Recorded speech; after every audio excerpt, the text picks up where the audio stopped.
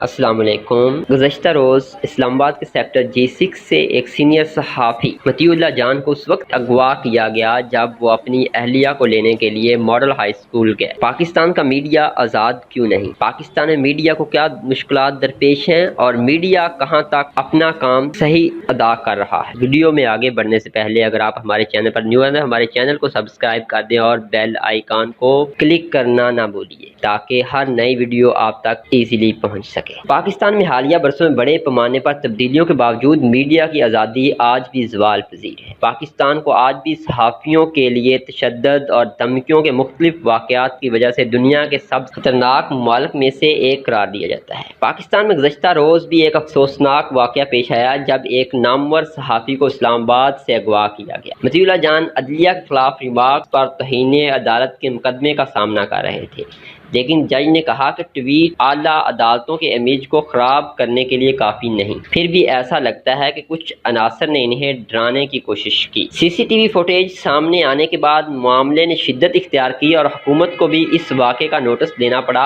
اور مطیع اللہ جان کی بازیابی کے لیے کوششیں کرنا پڑی۔ اسلام آباد ہائی کورٹ نے انہیں ایک دن کے اندر پیش کرنے کا حکم دیا تھا۔ صحافی برادری کے شدید دباؤ کی وجہ سے انہیں راتوں رات رہا کر دیا گیا۔ اس واقعے سے جمہوریت کی نازک حالت ایک بار پھر پوری طرح عیاں ہو گئی۔ صحافتی حلقوں کا کہنا ہے کہ موجودہ دور حکومت میں اظہار رائے اور اظہار خیال کی آزادی کا خاتمہ ہوتا جا رہا ہے۔ میڈیا نیوز رومز میں بے حد سیلف سینسرشپ چل رہی ہے جو میڈیا کی سالمیت اور صحافتی اقدار کو متاثر کر رہی ہے۔ فریڈم نیٹ ورک کی ایک رپورٹ کے مطابق اسلام آباد صحافت کی مشق کرنے کا سب سے خطرناک مقام۔ در حقیقت ملک میں کوئی بھی جگہ میڈیا ورکرز کے لیے محفوظ نہیں ہے۔ اس سے بیرون ملک پاکستان کا تشخص کمزور ہو گیا ہے، جمہوریت پر اعتماد کم ہوا ہے اور ہم ان ممالک کی فہرست میں شامل ہیں جہاں میڈیا کو دبایا جاتا ہے اور اس پہ رائے برداشت نہیں کیا جاتا۔ وزیر اعظم پاکستان عمران خان کا کہنا ہے کہ میڈیا نہ صرف پاکستان میں آزاد ہے بلکہ وہ قابو سے باہر، جبکہ حکومت نے میڈیا میں مزید ریگولیشن کا اشارہ دیا۔ میڈیا کو محکوم بنانے کی کوشش کے منفی نتائج برآمد ہو سکتے ہیں۔ تقریر، اظہار رائے اور آزاد